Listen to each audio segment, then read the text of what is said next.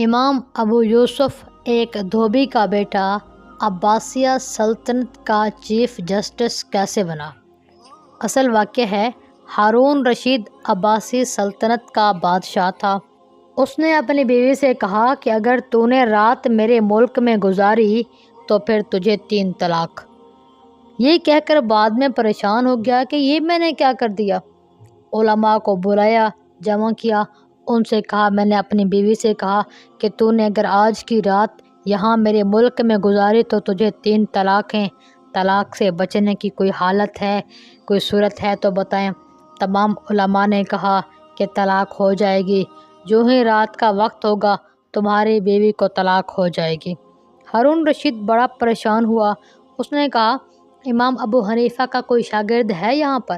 امام ابو حنیفہ رحمۃ اللہ علیہ کے شاگرد امام ابو یوسف رحمۃ اللہ علیہ بھی اس وقت عباسی سلطنت میں مقیم تھے۔ انتہائی غریب کنگال تھے، دھوبی کا بیٹا تھا۔ شاہی ملازمین گئے، حضرت امام ابو یوسف کو ہارون رشید کے پاس لے کر آئے۔ ہارون رشید نے ان کو اپنا مسئلہ بتایا۔ امام ابو یوسف رحمۃ اللہ علیہ نے بلا سوچے سمجھے کہا کہ اگر تمہاری بیوی رات مسجد میں گزارے گی تو طلاق نہیں ہوگی۔ تمام علماء امام صاحب کو دیکھنے لگے کہ یہ کیا فتویٰ دے دیا آپ نے۔ امام ابو یوسف رحمۃ اللہ علیہ نے کہا میں نہیں کہہ رہا، اللہ کا قرآن کہتا ہے وَأَنَّ الْمَسَاجِدَ لِلَّهِ کہ مسجدیں اللہ کی ملکیت ہیں، مسجدیں ہارون کی ملکیت نہیں ہیں، اللہ کی ملکیت ہے، اللہ کا ملک ہے۔ اگر تمہاری بیوی اللہ کے ملک میں رات گزارے گی تو طلاق نہیں ہوگی۔ ہارون رشید ان کا علمی جواب سن کر بڑا متاثر ہوا اور ان کو 1000 درہم انعام دیا اور اس دن اعلان کیا کہ آج کے بعد آپ عباسی سلطنت کے چیف جسٹس ہو۔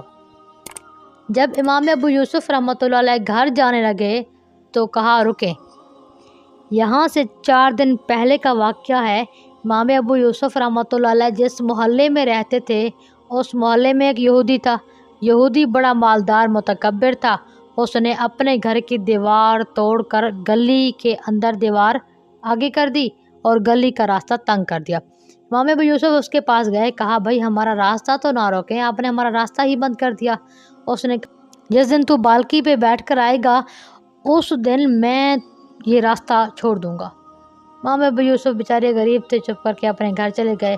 اب یہاں بادشاہ کے گھر سے جب واپس جانے لگے، بادشاہ نے اعزاز و اکرام کے ساتھ کہا اپنے ملازمین سے کہ رکو، اس کو بالکی میں بٹھا کے اس کے گھر چھوڑ کے آؤ۔ چنانچہ بادشاہ شاہی خاندان کے ملازمین بالکی میں امام صاحب کو بٹھا کر گھر لے کے جا رہے تھے۔ جب گلی کے پاس پہنچے تو امام ابو یوسف رحمۃ اللہ علیہ نے کہا رکو، یہودی کو بلاؤ۔